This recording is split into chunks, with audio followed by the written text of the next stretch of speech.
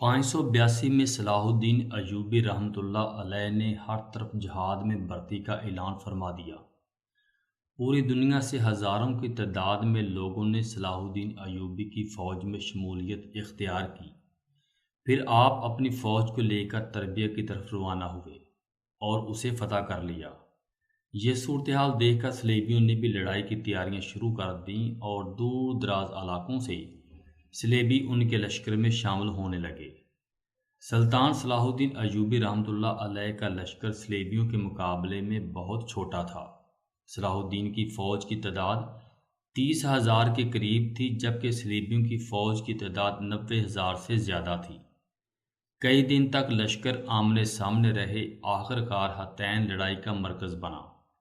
اس لڑائی میں صلیبیوں کو شکست کا سامنا کرنا پڑا۔ اس جنگ میں صلیبیوں کے بڑے بڑے سردار مارے گئے اور جو بچ گئے ان کو گرفتار کر لیا گیا، جن میں ان کے کنگ یروشلم کائی بھی شامل تھا۔ اس جنگ میں اتنے صلیبی مارے گئے، ایسے لگ رہا تھا جیسے پوری فوج ہی ختم ہو چکی ہے، جبکہ قیدیوں کی طرف دیکھا جاتا تو ایسے لگتا جیسے پوری فوج کو زندہ گرفتار کر لیا گیا ہے۔ یہ جنگ صلاح الدین ایوبی کے لیے فیصلہ کن فتح تھی۔ ان میں سے بہت سے صلیبی ایسے مقام پر پھنس گئے جہاں پانی محدود تھا اور فرار کا کوئی راستہ نہیں تھا۔ ایک مسلمان سپاہی 30 صلیبیوں کو خیمے کی ایک رسی میں باندھ کر ہمکارتا پھر رہا تھا۔ اس لڑائی نے صلیبیوں کی قوت کو پارا پارا کر دیا۔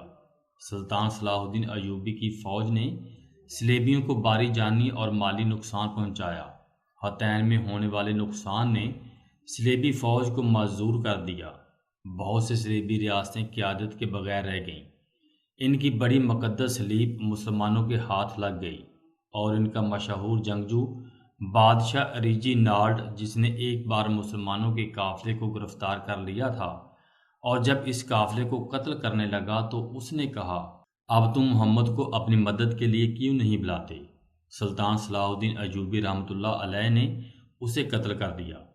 صلیبی قیدی دمشق کے بازاروں میں ایک ایک جوتے کے بدلے فروخت ہوئے۔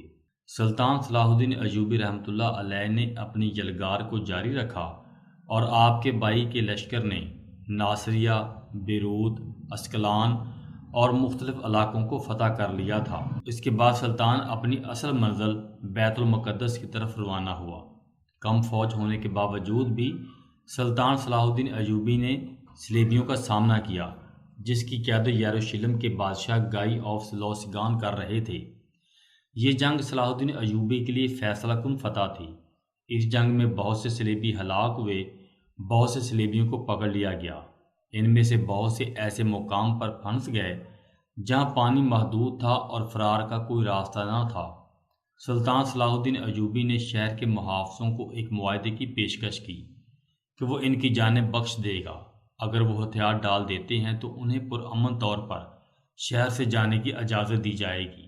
شروع میں محافظوں نے انکار کیا، لیکن وہ ایک سنگین صورتحال میں تھے۔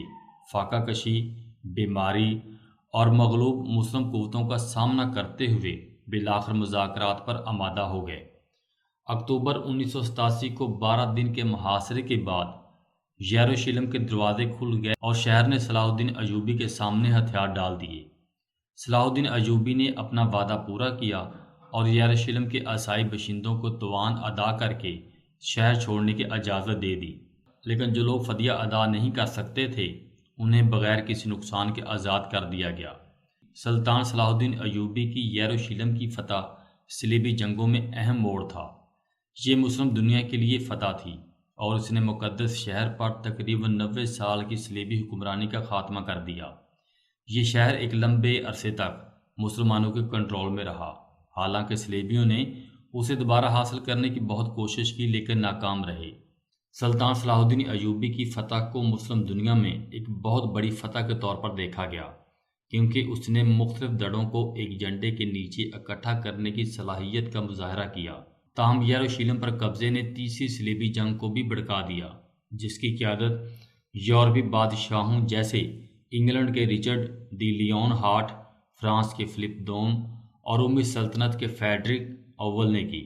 سلطان صلاح الدین ایوبی کی یروشلم کی فتح اسلامی اتحاد اور بیرونی جارحیت کے خلاف مذمت کی علامت بن گئی۔